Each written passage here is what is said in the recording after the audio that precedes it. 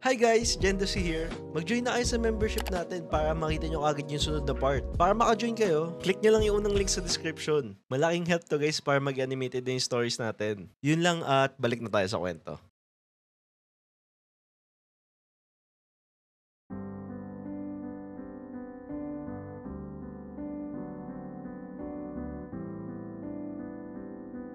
Parang ito na ata yung pinaka-awkward high na sinabi ko in my entire life. Alam mo yung feeling na para kang nakalutang habang naglalakad? Ganun yung feeling ko habang papalapit sa kanya. He smiled and waved at me. Kinumpos ko yung sarili ko and ngumiti na lang. Hindi pwedeng maramdaman niya na napupugian ako sa kanya. Pero girl, ang pogi. For real. Medyo nagulat ako nung binuksan niya yung pinto para sa akin. Pero hindi ko pinahalata. Thank you. Finally, ang hirap mong kitain Ngumiti lang ako. Para akong napipibigla eh. Pati sa personal ang tipid mong sumagot Wait lang, nagsisettle down pa eh.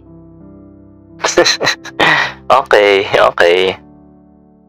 Baka hindi mo kayanin pag dumaldal na ako. Sus! Ako pa! Yeah, ikaw pa. Sa dami ng babae mo, for sure you can deal with everyone. Ba't palagi mo ina-assume na marami akong babae? Halata naman. Paano mo nasabi? You look like it. It? Gusto mo pa talaga sabihin ko eh, no? Ikaw kasi yung mukhang maraming babae, ganun. For your information, ma'am, wala akong babae. Okay, sabi mo eh. Ba't parang di ka naniniwala? May gusto kong puntahan? Wala naman. Gusto ko lang talaga huminga. Nahirapan ka ba huminga? Corny mo Just kidding.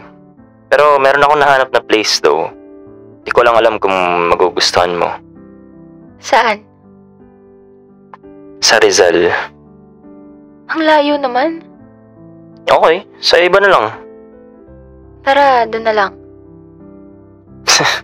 Ang gulo mo Sure na? Doon na lang. While driving, pasulyap-sulyap ako sa kanya. Sabi niya sa akin, she's really usually quiet pag hindi pa close. It's actually a coffee shop. Okay. Anong favorite mong kape? Hindi na ako umiinom ng kape. Bakit? Hina-acid ako eh. So, iba na lang. Pero sige, para sa'yo magkakape ako ulit. Crazy. Ano nga? Any alternative? Matcha is fine. I like it. Matcha na lang. Or maybe after lunch na lang. Nag-lunch ka na? Nope. Kahit umagaan, hindi pa So wala pa laman tiyan mo? Wala. Pero okay lang. Maybe one of the reason bakit kayo na-acid. Yeah, probably. Magpa-check ka na? Alam mo, yung kapatid ko na babae, acidic din. Kasi hindi siya nagba-breakfast. Tas mahilig pa sa unhealthy food.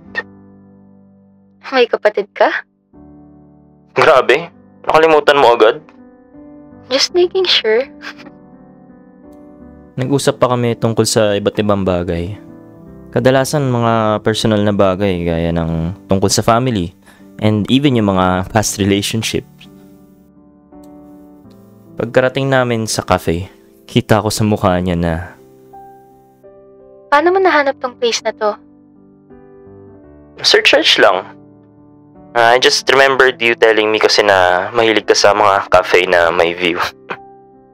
Wow, thoughtful Siyempre, ikaw na yan Bolero ka talaga. Di, na-touch ka naman. Mga 5 out of 10. Nirate pa talaga. Madalas ka siguro dito. First time ko nga dito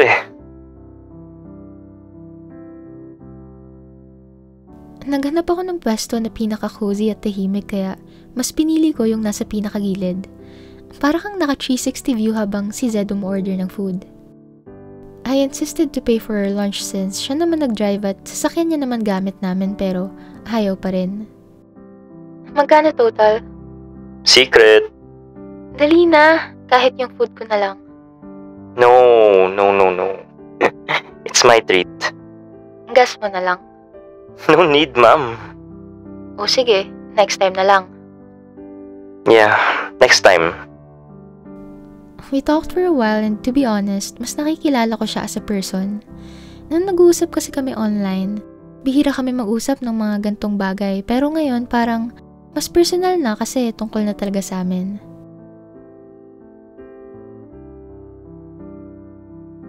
Alam mo, hindi ko alam if ma-offend ako or masusurprise. Kasi ngayon lang akong may dinate na nag-i-insist na magbayad. She's really something. So what's your rating? Rating? Sa food. Sorry, nasanay lang sa friends. After kasi namin kumain, usually nire-rate namin yung dishes. You know, para malaman if babalikan or no. I'd rate my pasta siguro 7 out of 10. Sa drinks naman, mga 8 out of 10. Yung place, 10 out of 10. And yung kasama ko, 10 out of 10 din. Hindi ako kasama, huwag kang feeling. So ano yung rason? Yung pasta medyo dry eh. Yung drinks -2 kasi ang daming yelo. Babalikan pa ba? Yung pagkasama ka, oo. For sure, babalik ka pa rin dito kahit hindi ako yung kasama mo. Paano kung hindi? Di wag. So, ano rating mo sa akin? 5 out of 10 lang. Grabe naman, half lang. Halaga, deserve mo naman. Ba't 5 lang? Well, bolero ka kasi and the 5 points is for you driving me here and treating me. Okay, I'll do better next time, ma'am. Dapat lang. May gusto ka pang puntahan? Alam mo yung museum dito? Nope, pero pwede ko naman i-maps. Do you wanna go there? Sana. Kaso I look so casual eh. And baka isipin mo date to. You look fine naman, and if you say na hindi to date, then sige, hindi to date. Di ano yung tawag natin dito? Casual. We're just casually going out. Gusto mo ba makita yung next part? Click mo lang yung join sa tabi ng subscribe.